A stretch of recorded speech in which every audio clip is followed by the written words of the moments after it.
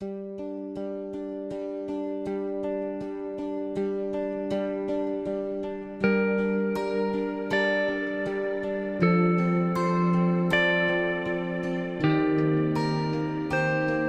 días, amigos y amigas.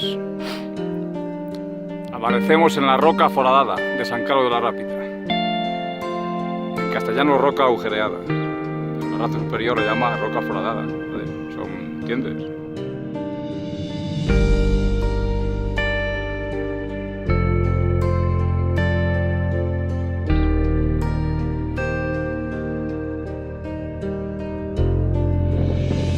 Son diferentes.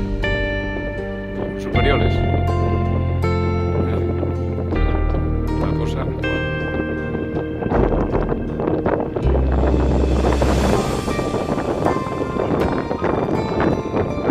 Mañana fría y gris.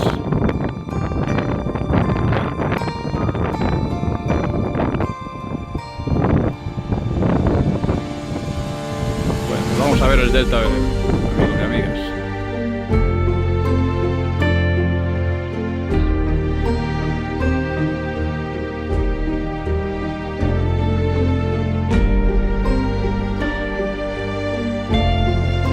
Esto es el delta del Ebro. Todo eso son plantaciones de arroz.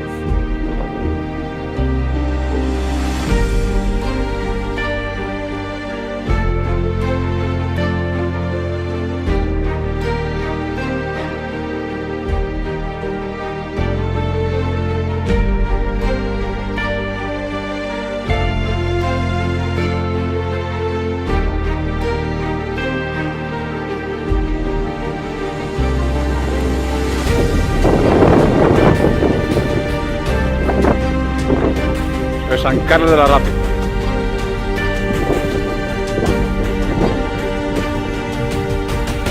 Más o menos ahí, el 11 de julio de 1978, la explosión del camión cisterna en el camping de los Alfaques. Murieron 217 personas. Me acuerdo como si fuera... Llevaba un año en Cataluña. Tragedia muy grande. La cementera de Alcanar.